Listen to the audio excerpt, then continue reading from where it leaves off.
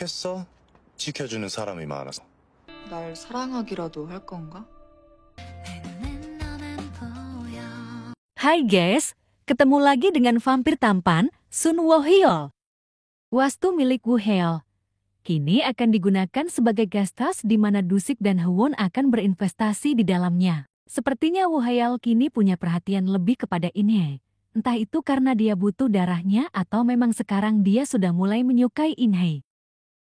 In-hye sendiri kini juga sudah lebih ceria dibandingkan sebelumnya. Di akhir episode ke-6, Woo-hyeol yang baru datang setelah melakukan ronda malam bersama In-hye, terkejut ketika dia melihat Hwon berada di depan wastu miliknya.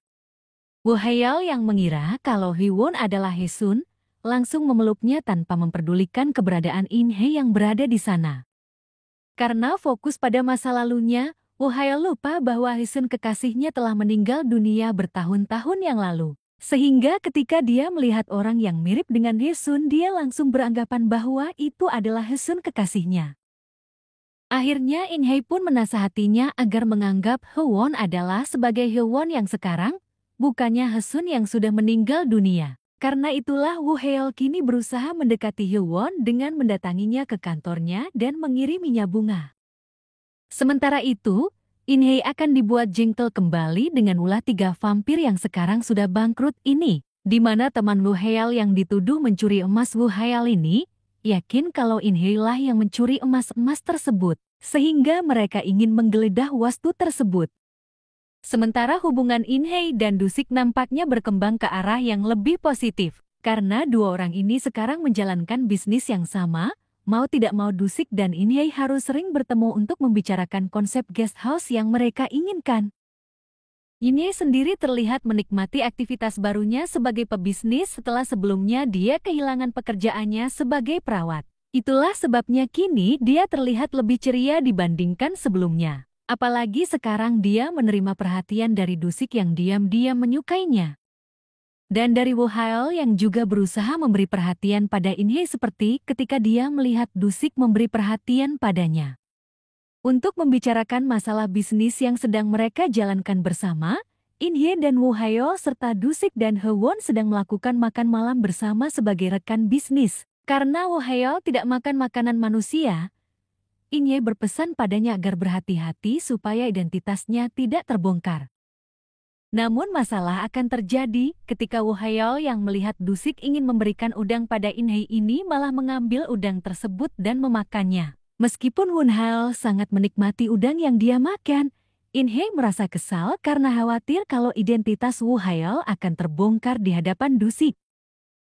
Benar saja, Woo-hyeol yang tak pernah makan udang ini mabuk sehingga harus dipapah oleh In-hye keluar dari wastu miliknya agar Dusik dan Hwon tidak tahu bahwa dirinya adalah seorang vampir.